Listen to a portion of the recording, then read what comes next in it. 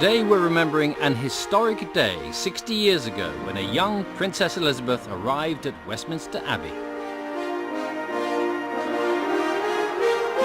As she walked down the aisle, the eyes of the world were upon her as people crowded around television sets to watch the service.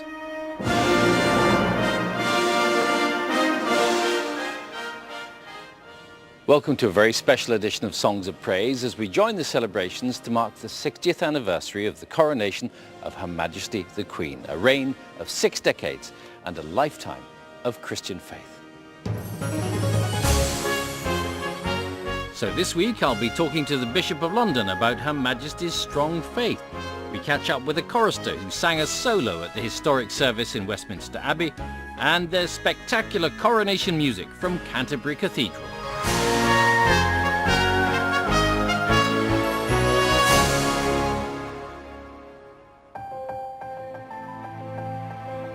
When the Queen was crowned 6 decades ago, she became not only the head of state of the UK and 15 other Commonwealth realms, but also Defender of the Faith and Supreme Governor of the Church of England.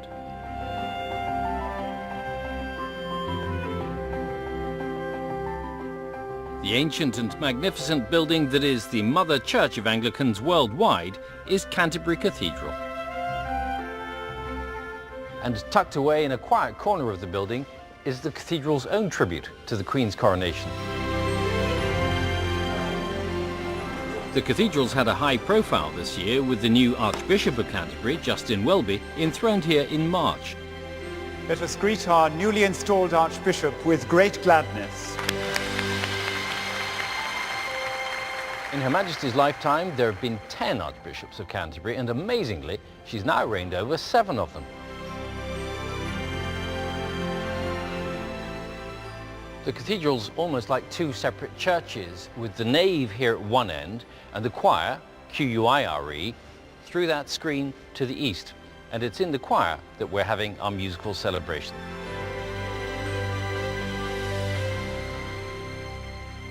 This is St. Augustine's chair. He was the first ever Archbishop of Canterbury some 14 centuries ago.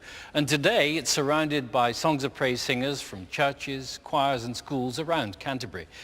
In what we believe to be a first for Songs of Praise, they're going to sing 2 of the same spine-tingling pieces of music that Her Majesty would have heard during her coronation 60 years ago, beginning with Hubert Parry's I Was Glad.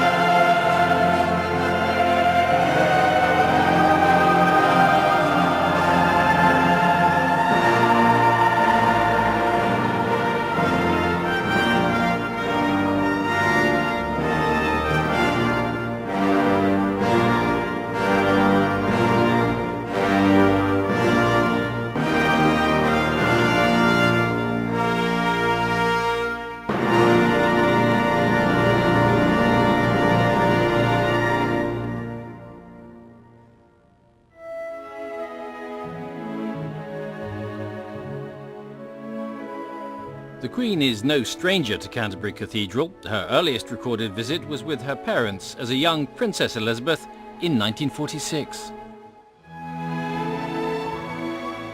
Cressida, thank you very much for letting us into the library here. And you've got some wonderful memories of the Queen's earlier visits to Canterbury. Yes, indeed, starting in 1946, which was her first visit to Canterbury. And what was that for? That was for the service of thanksgiving for the preservation of the cathedral after World War II. And in the cathedral itself, there's a painting commemorating the occasion as well. Tell us about that. It shows the royal party leaving the choir area. And sort of symbolic in a way, because you see standing in the spotlight, if you like, are the King and Queen. And just behind them is the Princess Elizabeth. Yes, she's walking very much behind her parents. Just a few years later, though, she was to become Queen herself. And of course, to mark that occasion, the cathedral has its own window. Yes, we have a coronation window which was unveiled in 1954, which commemorates the Queen's coronation, but also the coronation of her father, King George VI.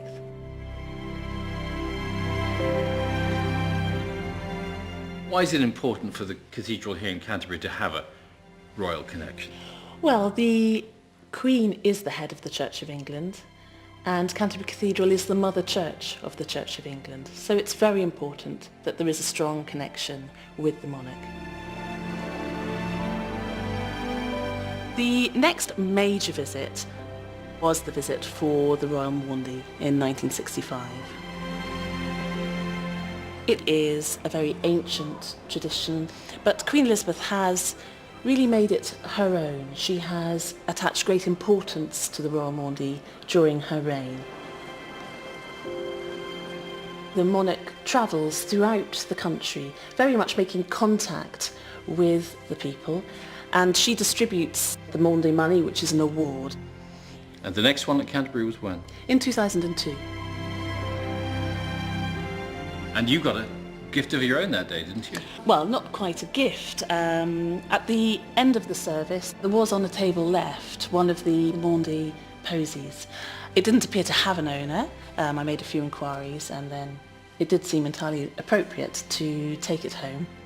There are a number of members of the party at the Royal Maundy who hold nosegays. I'm not sure whose it was. Not the Queen's? Certainly not the Queen's.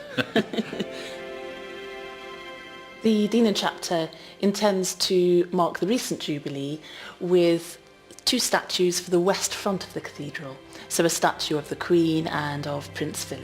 At which time there'll presumably be another service of dedication? I'm very sure there will, yes. And another royal visit? That, I think, is yet to be confirmed. But it would be lovely to have them here. It would, very definitely.